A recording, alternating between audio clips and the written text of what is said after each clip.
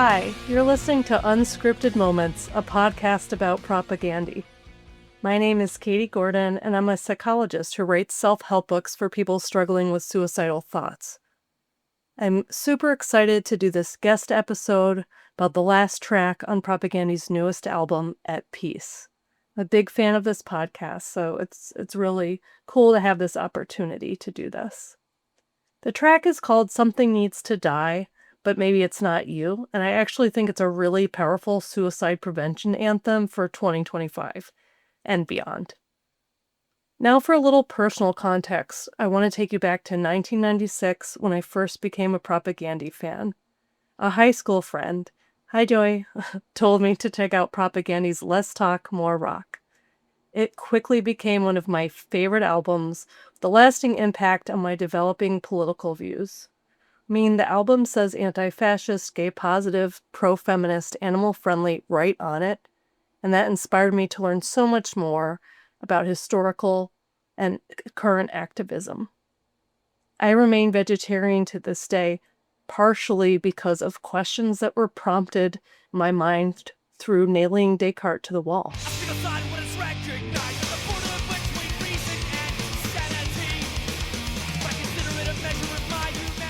Fast forward almost 30 years, the same friend from high school, who I was lucky to get to see this year, told me to check out Propaganda's At Peace the week or so before it was released. If you'll allow a moment of sentimentality, what a gift it is to have a band you enjoy still releasing music you love so many years later, and then to have the same friend to talk about their music with over the time span. That's even more amazing. More about Propaganda soon, but first, some more about mental health. I'm a psychologist, and I believe therapeutic tools are helpful for suicidal thoughts. I've seen this in my own work. I've seen therapy make a difference for people who are struggling.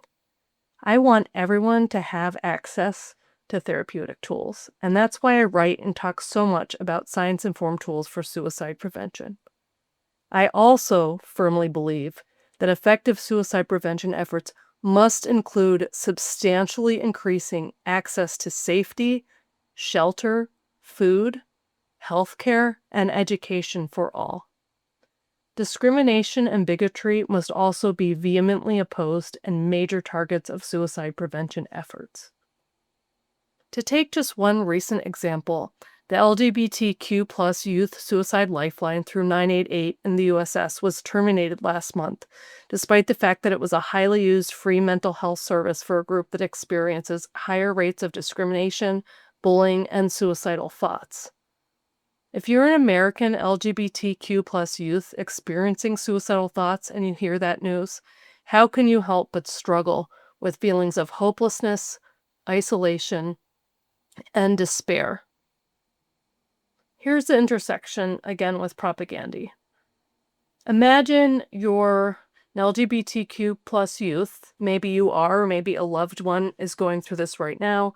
You're struggling with those suicidal thoughts. You're in deep, agonizing pain. And then on top of that, a major resource is no longer available to you and was hatefully taken away by the presidential administration. You might internalize that as further evidence that you're unworthy of support, and that your life itself is not desirable to the people in power and those who support those people in power. The last song on At Peace beautifully externalizes these types of circumstances instead with the title Something Needs to Die, but maybe it's not you. Hatred and discrimination need to die, not you. I don't know the intended meaning of the title, but that's how it struck me.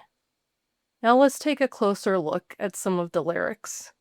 Staring at the ceiling and the darkness, your mind is racing, repeating. What's the point of all this? What does any of it mean? Staring at the ceiling in the darkness. Your mind is racing, repeating. Life is but a manic series of deflating failures when compared to the images that flash across the screen. What's the point of all this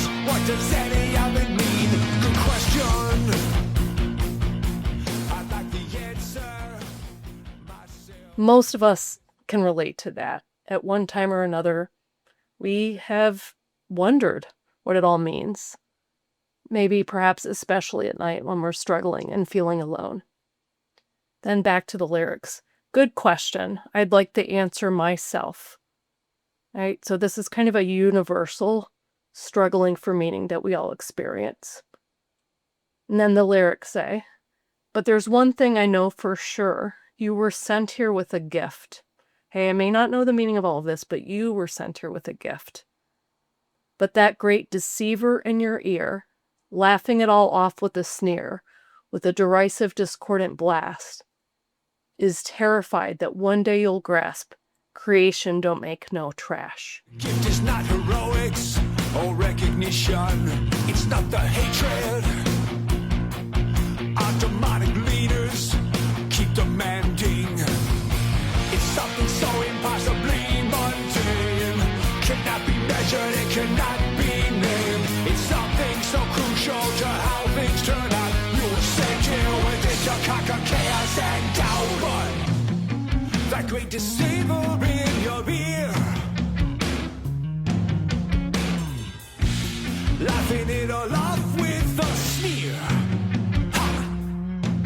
with a derisive discordant blast, terrified that one day you'll grasp creation don't make no trash. So there is a deceiver in your ear. That can be propaganda, that can be people in power saying things, that can be discrimination and bigotry, be all kinds of sources. And it's terrified that you will understand, actually, that creation doesn't make any trash. So back to lyrics. You may feel ill-equipped and aimlessly adrift. How relatable is that? But you were sent here with a gift. What will you do with it?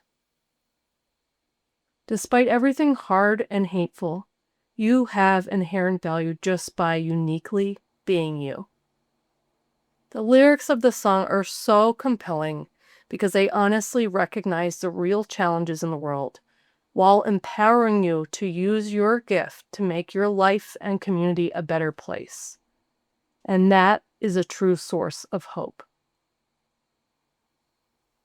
If you're experiencing suicidal thoughts, please call 988 in the United States or visit isp.info/suicidal thoughts to find a free helpline.